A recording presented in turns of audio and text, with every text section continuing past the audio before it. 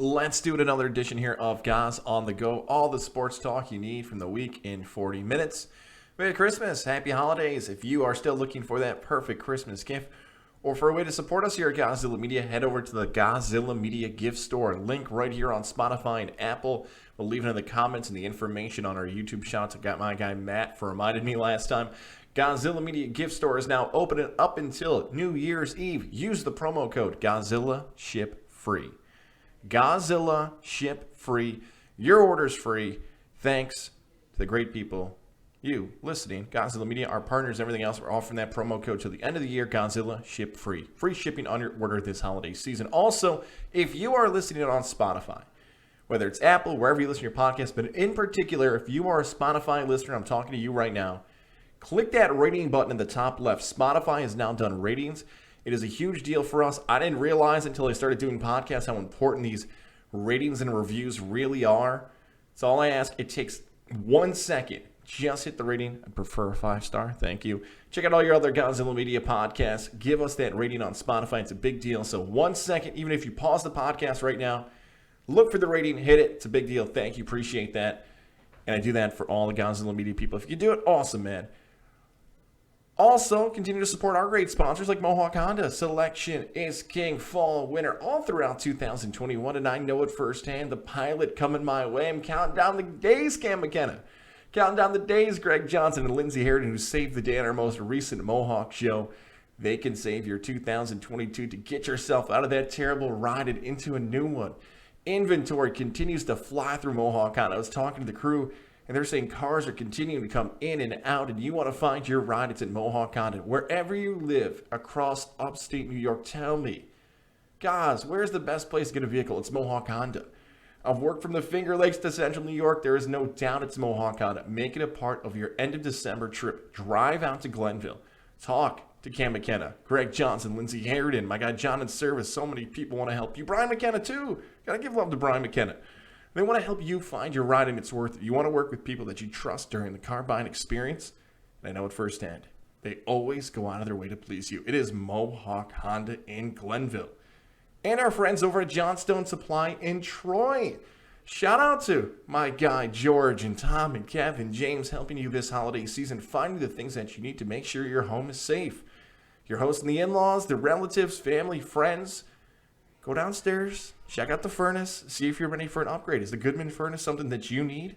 Make sure that you want to grab something that's made in America, that's dependable, that's efficient. The Goodman furnace can now be yours if you head over to Johnstone Supply in Troy. Also, maybe you need something just as simple as a Nest to make sure it's updated and ready to go. Maybe you need those air filters checked out. Something in your home might not be right. Call them today, 518-272-5922. I had to do it this week. Had a little leak in the basement. Figured it out. That's a story for another podcast. 518-272-5922, or head over to 6th Avenue in Troy. Walk in, say hello. Those holiday hours, 8 to 5. Say what's up to those guys in there. Johnstone Supply in Troy, helping you this holiday season to make sure your home is safe. Check them out on Facebook as well. Johnstone Supply in Troy. All right, now let's get into the sports talk. Goz On The Go. All the sports talk you need from the week in under 40 minutes. We all get it for sports fans right now. COVID-19 has changed the way that we viewed, prepared, scheduled for sports. Doesn't matter if it's at the amateur level, the college scene, the professional level, at the NFL scene, the NBA. We get it. COVID-19 has affected the way in which we get ready to watch and view our favorite sports. But there is something that always has bothered me about the COVID conversation in sports talk. It's bad. Like, it's horrendous. It is the worst sports talk, podcast, radio, television, YouTube, traditional, non-traditional media. COVID talk from the sports analyst, the sports personality, makes zero sense. There has never been a time in my career I've been more frustrated, not by the content that we were creating, not by the things in which that were away from COVID-19, that because of what had happened, we had to get creative on the air, creative in this type of format, but because of what the sports guy is forced to do. And what I mean by forced to do is that so many times in this profession, this career, you're asked to make predictions. What team's going to win? What team's going to lose? What athlete's going to do well? What athlete's going to not do well, from the draft to the weekend games and more.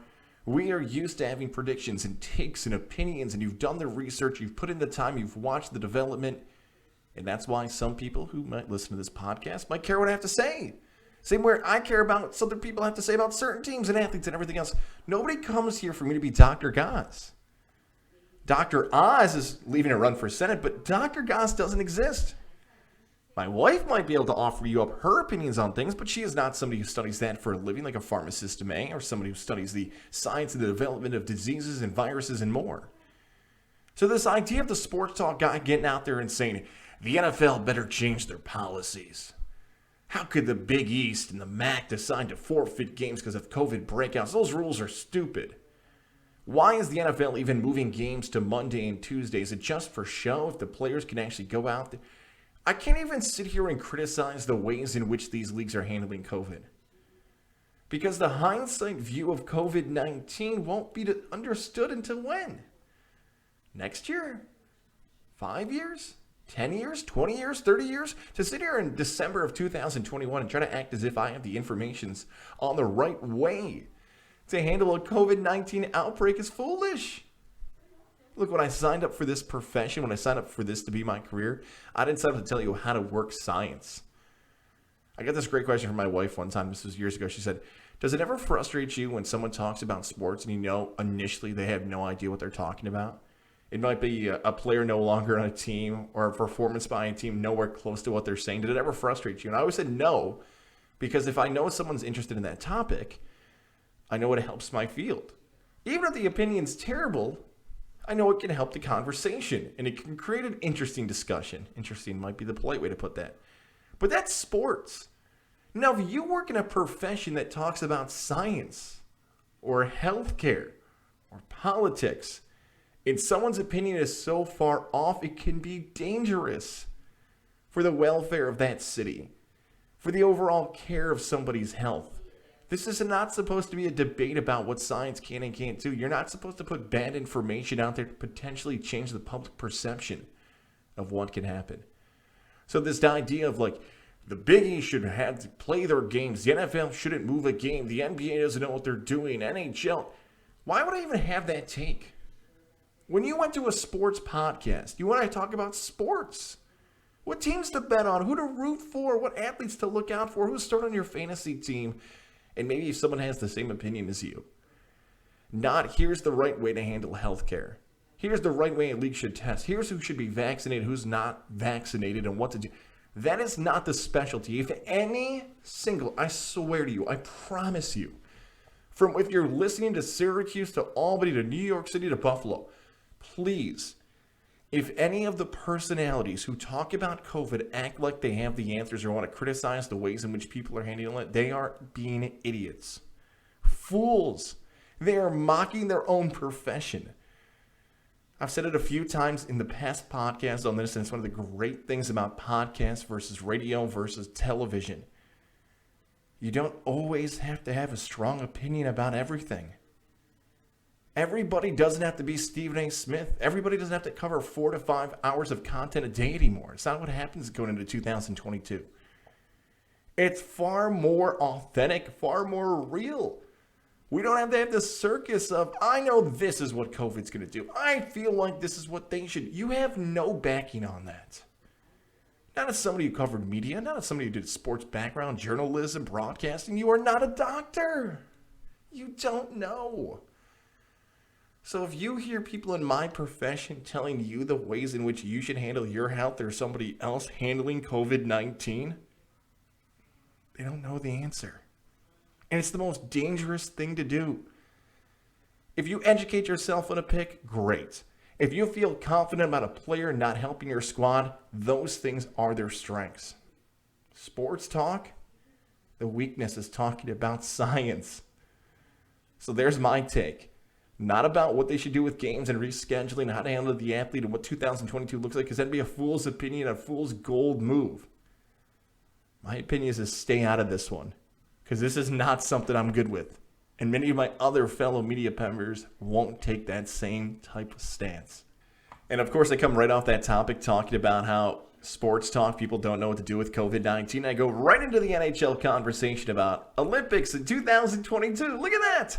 Shout out to hockey. The highest to you guys, if you're a hockey fan, have ever been here on the topic list on Goz On The Go. But it's a natural segue into this conversation. So the NHL players have decided that they will not participate in the 2022 Olympic Games. In the past, we've seen that the NHL season has gone on pause. The Olympics are played and the season resets. But now it's decided the NHL overall did not send players to the Olympics. All right, so let's look at both sides of this. First, the NHL overall. The NHL is now in an agreement with ESPN. And I'm not sure if ESPN, like any other network, like any other business, is not thrilled that the business that they're trying to present to their customers is not out there. Nothing that they can actually do. We'll just leave that there. About COVID-19, but they're losing some games. It's happening. It's rescheduling, just like any other athletes, coaches, teams are dealing with this with COVID-19. So there's potential, and again, pause for trying to predict the future with a virus that nobody knows about, and that the NHL season could have more players test positive, a harder time to travel, a situation with the Chinese government or anything else. So why is the NHL as an overall business, an overall league that could potentially lose games, think that this was a right decision to have happen? Didn't have to. Made it easy. Hey, we can't predict the future. We can't promise our athletes that they are going to be in the right position for the future for their employment here. And what I'm talking about is, will they miss 2 weeks, a month, 6 weeks? We don't know. Let's not even put our league at risk. People love to play for their country. They love to play for Canada and the U.S. and everything else. It's possible that they will still have representatives from whatever. The amateur ranks to represent their country. Hockey will still be played in the Olympics, just not with the top tier athletes we're used to. And the NHL made the right call on that. They have to protect their own business. They have to protect their own players. And the players probably love it too. Do they love the idea of playing for their country? Absolutely. But as much as great as that is, someone says you can't put a price tag on it. Well, the NHL is going to try. They're trying to put a price tag on it and say, well, who pays you more, that gold medal or your contract? The Olympic Games are going to be, as of right now, very different than past Olympic Games we've ever seen in our lifetimes because of the likelihood of COVID-19 playing some type of factor in the games with travel.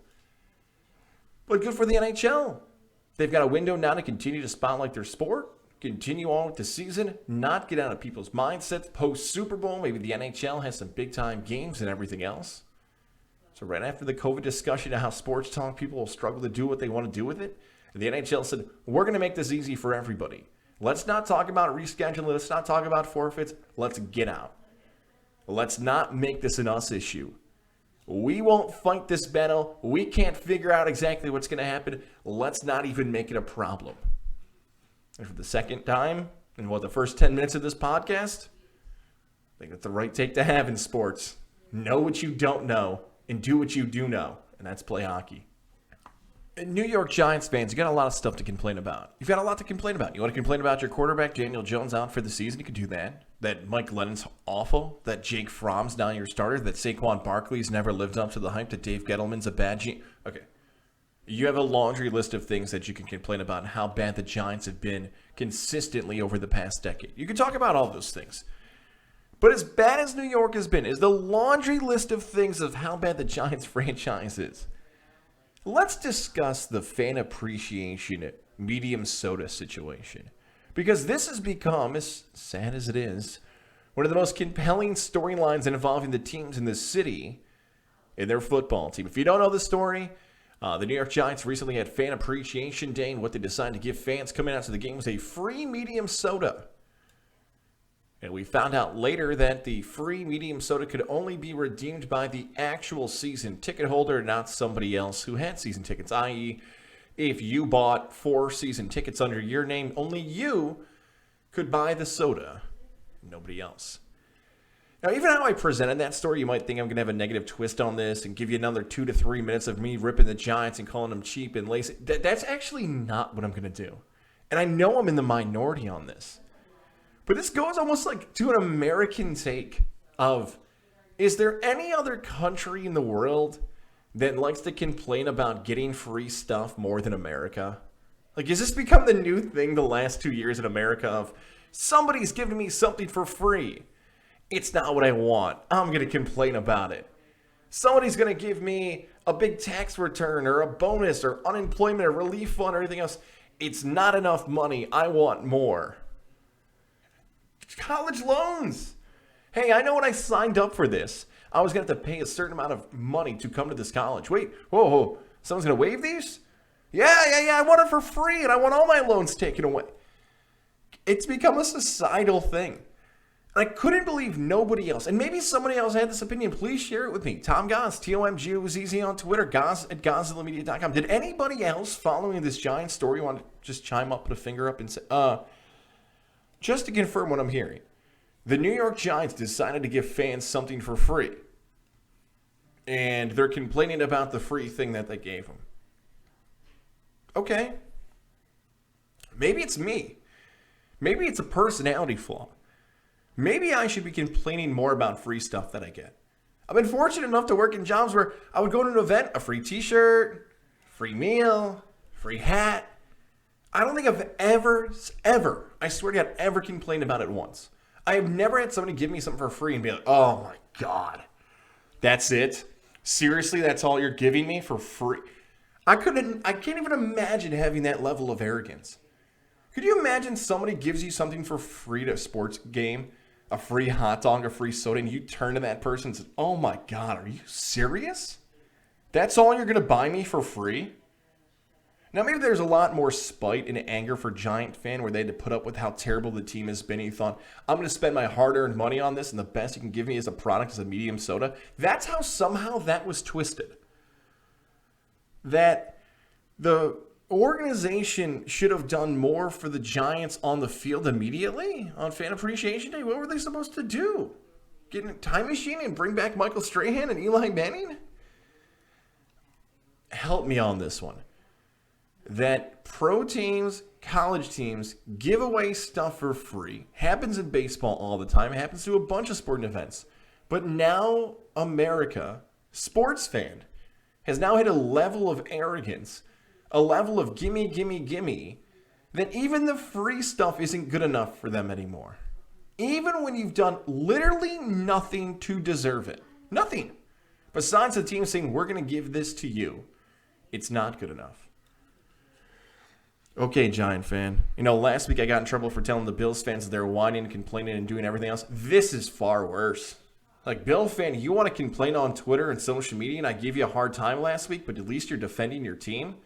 Giant fan, please do not be the standard bearer. Do not be the fan base that started this thing of my team's giving me something for free just by coming to the game. Let me complain about it. Let me say that nice thing they decided to do for the fans isn't nice enough. Giant fan, come on. Just enjoy the soda. I knew about a week in advance what I wanted to do here at this spot of the podcast. I wanted to talk about the Capital Region sports scene, the Albany Fire Wolves, not so much about the game itself. We got a little different storyline coming up here, but go to the most recent Hideaway show for Levac and Goz. This past Sunday's show, that is December 19th, and go to the 24-minute mark. Levac and I had the conversation I thought I was going to have here. It ended up being a better conversation I could have done by myself, because Levac is a Capital Region born and raised sports fan. He offered his perspective. I offered my perspective, somebody who moved to the area. So if you want to hear that conversation, especially even if you live outside of the Capital Region, to hear why Albany is so much different than Syracuse and Utica and Buffalo and New York City and Rochester, and hear that conversation, 12:19, Levac and Goz, live from the Hideaway, that 24 to 30-minute mark. We talk about local sports. I think it's worth a listen. I was going to do it here. Turned out better, but I do want to sit on the Fire Wolves for a second, because if you see our audio description, if you see our YouTube description, I labeled it as FyreFest Wolves. Some of you will get that reference. FyreFest, for those who don't know, the fake concert that Ja Rule and Billy McFarland made up. It was just a social media catfishing. They thought it was going to be real. It just never happened. That's sort of what happened in the Fire Wolves game. Let's be real about what happened. Do you know any of the players' names right now? Do you? Maybe you do. Maybe you're a hardcore sports fan. You learned somebody who were at the game. Possible. Do you remember the score? Do you remember the score of the first Fire Wolf game? Good. Maybe you're at the game. You may not know the score. You may not know either player on either roster. You may not know the coaches. Hell, you might not even know Rochester's nickname for an indoor lacrosse game. But you do know this. Why'd I go full Boston there? Lacrosse. Where the hell did that come from? But you do know this. That it went viral because two of the goalies got in a fight. Two of the goalies in the indoor lacrosse league fought. Guys, let me tell you, it was staged. As somebody who loves professional wrestling, I can tell you that is the fakest fight I've ever seen. Go watch the fight. That is not a fight. That's two dudes looking for the camera, looking to make sure it's going to go viral, calling each other. I would not be shocked if somebody, whether it be the commissioner of the league, told those guys, hey, okay, here's what we need. Okay, so it's December. We're competing against the NBA, the NFL, college football bowl season. We got to make a splash. What is the thing that is most likely for our league week 1 to get the most eyeballs on the league? I got an idea. Let's do something someone may have never seen before. Let's have two goalies fight each other and hope SportsCenter picks it up and ESPN picks it up and everybody else picks it up and they'll play it across their platforms. It'll be cool. Barstool will get it. And they did it. Look, if that was their intention to have the moment go viral, they got it done. SportsCenter picked it up. Barstool picked it up. Last I checked, it had at least 50,000 views on social media, and it might not be way under where it was. Guys, the goal of the league, like any other year 1, week 1 league in 2021, especially during COVID where things are going to change, right? Kind of the theme of this episode. To stand out. What can you do to stand out? And they found it. The goalie fight. Here's the problem. What the league does not want to admit right now. It bombed. It did not have this cool moment of, oh my God, the comments love it. I can't wait to watch next week's game. I can't wait to follow this league in January. This is so cool. This is what Go look at the comments. Go look at them.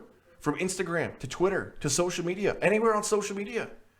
It did not get the push the league wanted. Now, they'll never admit that. They'll never say that that's what wanted. No. This was not a, oh my God, I can't wait to watch box lacrosse. Oh, what a cool sport. I want to watch more goalie fights. We see it in minor league hockey all the time where a Friday or Saturday night it's more likely to see a fight and a hockey fan walks out thinking, I got to see a great hockey game. I got to see a fight. But a lot of times those Friday, Saturday night crowds are not the crowds. It's the diehard hockey fan. It's the fan that was just looking for something to do. That is not what box lacrosse or indoor lacrosse is. It is not a, ooh, you know what I want to do on Friday or Saturday night? I don't want to go to a basketball game. I don't want to go to a hockey game. I don't want to go to the movies. I want to go to an indoor lacrosse game in the middle of the winter. Just never in my 32 years of life have ever heard any human being say that out loud. Ever. Ooh, I got to watch indoor lacrosse. So that Friday, Saturday crowd you're going for is not going to an indoor lacrosse game to watch a fight. They're going to watch lacrosse. They're diehard lacrosse fans. It is a fake fight. And I will talk to anybody. I will back it up. Somebody from the FyreFest Wolves wants to tag me in this episode of this week. I will be more than happy if they're willing to be honest and open and authentic to talk about the situation. Someone might say, guys, you're being unfair for the FyreFest Wolves. You're not giving them enough credit. You don't have it on sources. You don't have the... Guys, it's not hard to figure out. I've covered sports. I've worked for sports teams. I've done live events. This is just an easy thing to do. Hey, if the game's out of hand, let's make a viral moment. Let's get more followers on Twitter. Let's get more interaction. Let's get engagement. We're going to have a kind of a pause here in between the holidays. Let's put our league in what we believe will be the best spot going forward in 2022. And that's people finding out about our league. That's what they did. It's a fake fight. I'll stick by it. It was fake. Good shot. Good try. Good effort. Like the Miami Heat kid used to say, good job, good effort. It bombed. It was not the result they wanted. People did not embrace it. People thought it was embarrassing. And it makes me nervous. If they're going to continue to whiff on this, maybe the future of box lacrosse, not just in Albany, it's not a specific Albany shot, but maybe the people making that move in that league, maybe they don't know what they really are hoping for the future. Hey, UFC, look at this, guys. You got the whole fight section to yourself this week. We talk AEW, we talk WWE, we talk boxing, but not only is it about the UFC this week, all by itself. We are now poised, and I agree with Dana White. As much as I think Dana White's a bullshitter, and I think Dana White is the biggest promoter and liar since Vince McMahon, and you know what? Just most promoters are liars. Dana White's awful at some of the stuff he does, but I totally agree with his take that Amanda Nunes versus Juliana Pena will be the biggest women's fight in the history of the UFC. It'll be bigger than Ronda Rousey versus Holly Holm. It'll be bigger than the fights that I'm talking gross pay-per-view buys, attendance, engagement, all that stuff you should judge a fight by now in 2022. It'll be bigger than Rousey versus Nunez. This is the biggest fight in the history of the UFC for the women's division. Why is that? Because flat out, Amanda Nunes has been the most dominant fighter in the history of the women's division. She has been the women's division. As much as Ronda Rousey is always a household name, Nunez has dominated. As much as Joanna Jędrzejczyk has been a great name for the sport, she has not had the dominance like Amanda Nunes.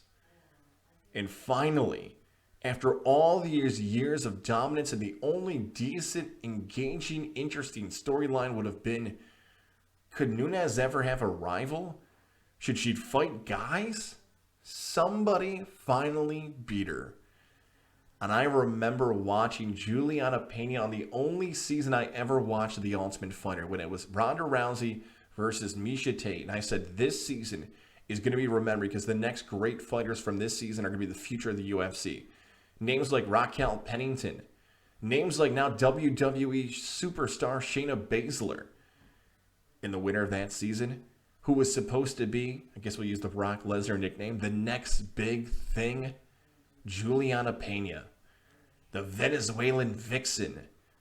But her career never went that way, from injuries to defeats and more. Finally, she gets the opportunity, and she shows what she was supposed to do years ago, be a champion in the UFC. Now, here is why it's going to be the biggest women's fight of all time. I gave you most of the reasons. Nunes is more dominant, more decorated, more accolades than any fighter ever, and she finally gets beat. But we've seen mistakes happen in fight sports before, and in particular, let's focus in on that women's division again. The reason why Ronda Rousey and Holly Holm is not the biggest fight in women's division history is because we all thought Ronda would destroy Holly Holm. I still remember when Kirk Herbstreit was asked for a prediction for a college football game that night on game day, and he said, whoa, I don't want to pick this game. How fast do you think Ronda Rousey is going to knock out that girl she's fighting tonight? Didn't even know Holly Holm's name. But what Holly Holm did was, instead of waiting for the rematch against Ronda, she had the fighter mentality. Holly Holm wasn't known to talk. Holly Holm was getting interviewed after beating Ronda, and she was a fighter more than a talker. She was not hyping up the fight like you're supposed to do. Holly Holm said, I'll fight anybody, anytime, anywhere. Guess what? You should have taken the money and waited. The Rousey-Holm rematch was where the money was. She didn't do it, and unfortunately it hurt her career. She would argue she was a champion, but financially you should have waited. Pena, Nunes. Juliana Pena, for the love of God, do not fight anybody else except Amanda Nunes. Go get your money, girl. Go get it. And I say that not in a demeaning term. I say that as I'm on your side. Like you're one of my buddies hanging out with you. Go get yours and wait for the rematch. Now, why would a rematch be better than another fight? Obviously, you get the underdog mentality. Could it be a great back and forth? Hell, we just saw the rematch, round 3, I should say, of Wilder Fury. It was fantastic. You could argue Fury Wilder 3 was better than the first two. With a tremendous fight. And how both those guys got paid again. This is what I want to see. How many times in 2021 have I told you? Who's the next superstar? What's the big fight? Who are you going to pay money to watch? Blah, blah, blah, blah, blah. Hell, I'm getting sick and tired of these storylines. Unless you're a diehard fight fan, which you might be listening to this, you might have just a favorite fighter you like, or a favorite venue you want to fight in, or a dream matchup. But that's so individually based, it's hard to have that overall national pull. Not anymore. 2022, right now, you told me, Goz, what one fight, if you got any fight, any fighter, any division, any heavyweight, give me one fight. I've always said it's Cormier versus Jones. I'm never going to get that. That's off the list. Khabib versus Conor. That's off the list. So those two dream fights will never happen again. This is now it. Nunez, Pena 2. 2022, I'll cough up the money for this. Get it right, UFC. Dana White, you're right. The future of the women's division, the legacy of this division, now rests on the shoulders of these two great female fighters. Lesson learned here for our NBA preview. So, months ago, way back in October, these podcasts were filled. We had college football talk, pro football talk. We still do, right? All these great storylines we had about college, but you get it, right? There were so many things going on in sports. We didn't ever give you an NBA preview. And I told you right around Christmas time when the season really tips off, we'll give you an NBA preview. Here's what I should have done. What I should have done is done a regular Goz On The Go episode and then done an NBA preview separate episode so I could brought on an NBA writer, like we did with March Madness with Kevin Sweeney and the NBA draft with Matt Verderam. Should have had just an NBA guy. Hell, next year maybe I'll do a roundtable with our guy Taylor Lattimore from Sports with a Z and a T and some other big NBA fans. We'll do a roundtable next year. All right, lesson learned. I had success with the NBA draft one. NFL draft one. Had success with the March Madness one. That's what I should have done. Okay, now we learned. But for NBA fans, I'll still give you what I think about the season. Golden State. Wow. The Warriors. Hey, they're still good. Steph Curry breaks the record this season. Now, when we're taping this, the Warriors are still a half game back of Phoenix, who was on a ridiculous streak at some point. But you're going to give me Steph Curry, Klay Thompson, healthy again, Draymond Green, Steve Kerr, everybody else, James Wiseman. Hell, can we get Wiseman out there in the conversation too? You're going to give me the Golden State Warriors. One of the greatest shooting teams of all time. A team who had to suffer through injuries. Who really, when you talk about great dynasties in the NBA, this is one of them. Can't they just flat out outshoot Phoenix?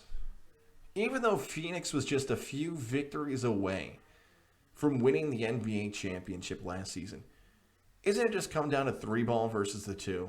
And Golden State can outshoot. They played earlier this season and Golden State beat them by 22. Oh yeah, by the way, remember when that Phoenix owner, I should say, what is it, president? What is even the term they use now? General counsel? I don't know. When the Suns general counsel was supposed to get canceled, but the Suns got ahead of the story and now nobody cared. Okay.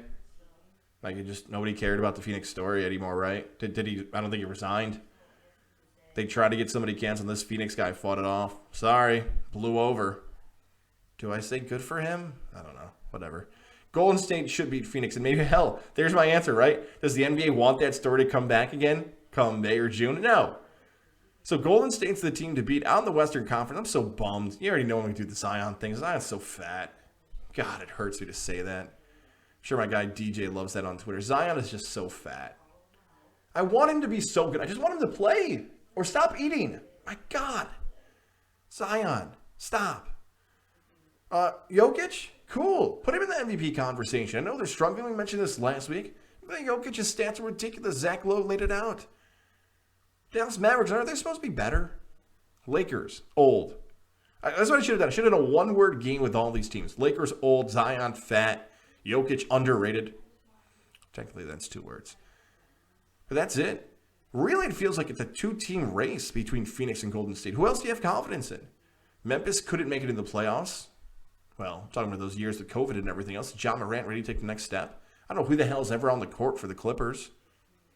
Phoenix and Golden State running away with the Western Conference. In the East, this is more fun. You've got some teams that have struggled for a little bit, right? The Wizards, the Bulls, the Cavaliers, all in that top 6 spot. You've got these teams that have been the regular names as contenders over the past 7 to 8 years in the Sixers, Celtics, and Raptors. A little further away. I love the Hornets. They got to get better. They just got to win games. Kevin Huerter just went into COVID protocol. The New York Knicks are out of the playoffs. There's a lot of fun left in the East. But that team that sits atop is the Brooklyn Nets. And you, since the launch of Goz On The Go, have heard my rants about how much I despise the Brooklyn Nets. I can't stand them. And now Kyrie is coming back as a part-time player because Brooklyn has been hit so bad by COVID, they actually just need bodies, and Kyrie's going to play away games. What a fraud. You got to be kidding me. What are we doing? You're letting a guy just travel with the team and not play home games. What a gig. Incredible.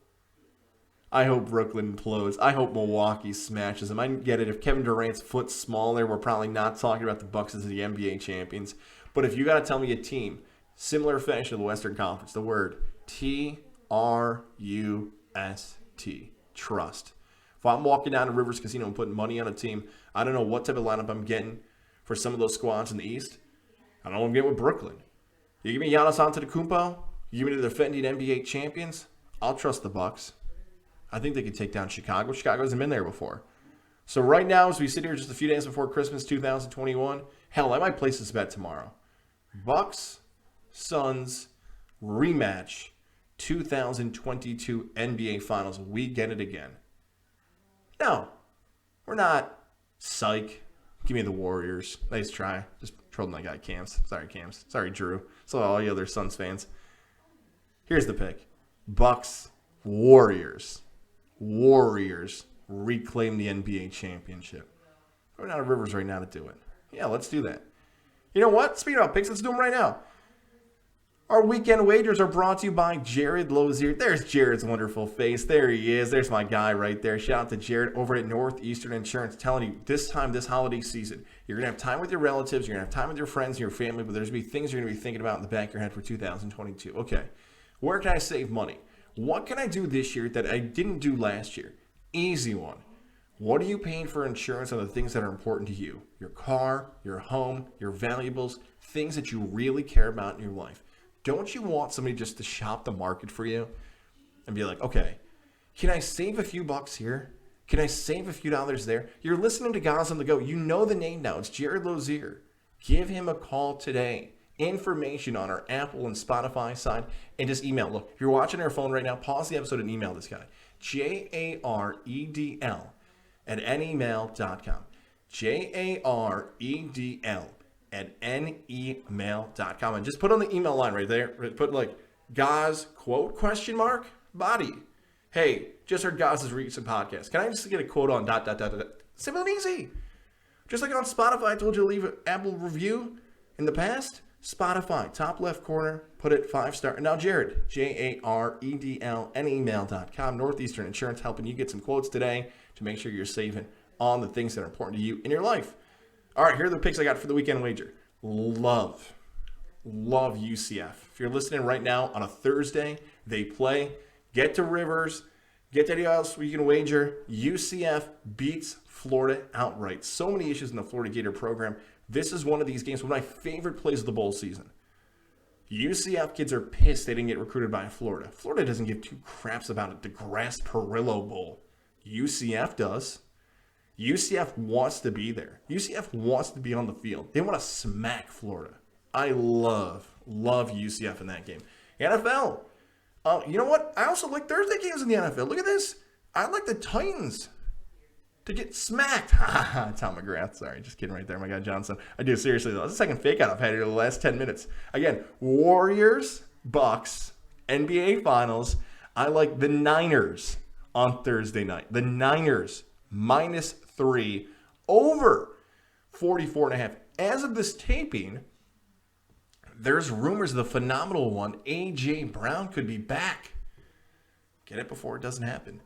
Kyle Shanahan on a short week and Mike Vrabel on a short week. Two really good coaches. They can put up some numbers. So give me that. Over 44. And I like the Niners with the number against the Titans. So there's just quick one right there. Anything else I like coming up for the week?